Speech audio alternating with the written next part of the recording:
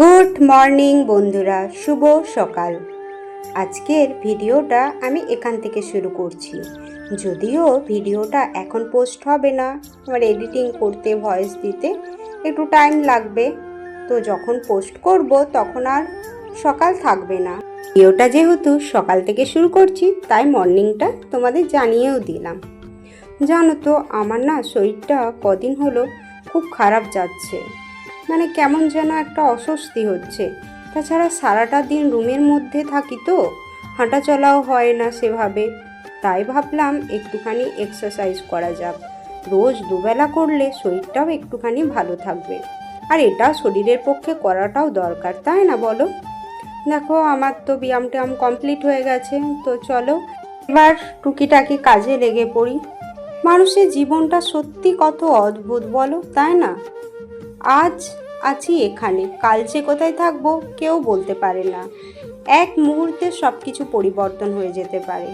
প্রত্যেকটা পরিবেশের ওয়েদার, মানুষজন, পরিবেশ সব কত আলাদা, তাই না?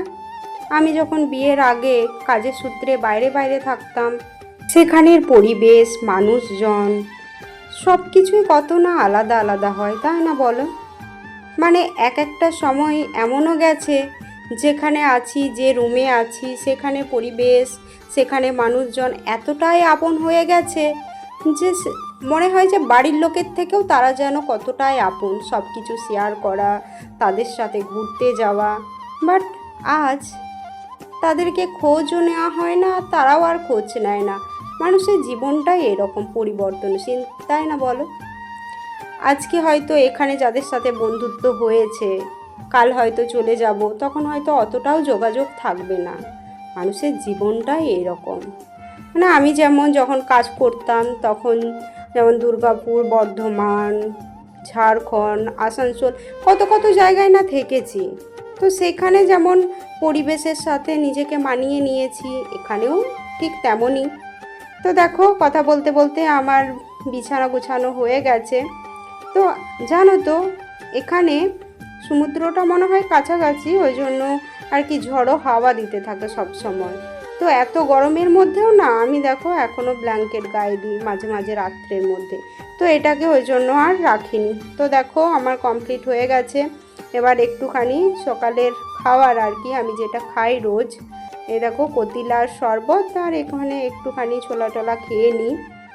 এখন আর তেমন কিছু খাওয়া হয় না, এগুলোই খেয়ে সকালটা শুরু করি। তো শুধু আমি খেলে চলবে বলো? আমার এই গাছগুলোকেও তো খাওয়াতে হবে, তাই না? দেখো আমার এই গাছগুলো কত সুন্দর হয়েছে, দেখো জবা গাছটায় কত সুন্দর ফুল ফুটেছে, আর গোলাপ গাছটাও দেখো সেই গোলাপটা যেটা কিনে নিয়ে এসেছিল, একটুখানি গোলাপটা মরে মরে এসেছে। জানি না কতদিন থাকবে এখানে, ওয়েদারটা কেমন কি বুঝতে পারছি না। তো চলো গাছগুলোতে একটুখানি সকাল বিকাল একটুখানি জল দিই। যদিও আমি না গাছের পরিচর্যা সম্পর্কে কিছু জানি না, তো শুধু জলই দিয়ে যায়।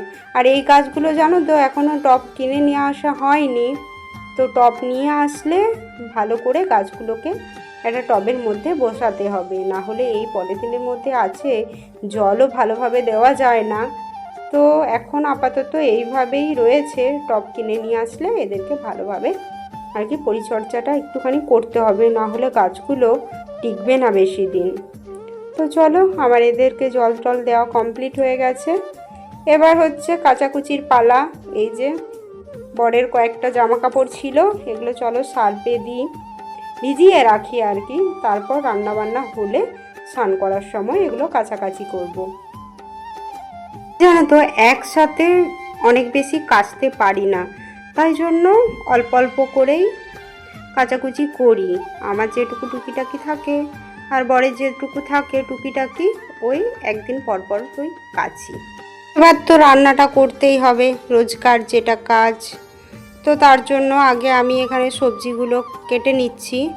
আসলে গ্যাসে রান্না করার সময় না কেটে কুটে রাখলে সব কিছু রেডি করে থাকলে একটা সুবিধা হয়, তো আমি তাই জন্য সব আগে রেডি করে নিচ্ছি। এই দেখো পুঁইটা না নষ্ট হয়ে গেছে।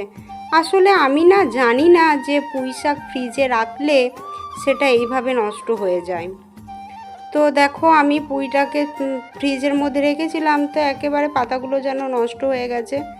এত দাম দিয়ে পুঁইটা নিয়ে এলাম, কিন্তু কি করব, কিছু করার নেই। দেখি কতদূর কি করা যায়। তো এই দেখো এখানে কাঁচা কলা আছে, বেগুন আছে, আর আজকে সকালে পাট শাক নিয়ে এসছে। তো আজকে দেখি কি কি করা যায়, সবজিগুলো কেটে নিই।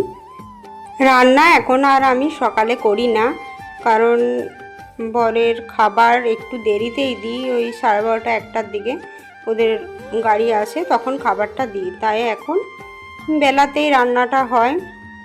তো সবজিগুলো কেটে নিই।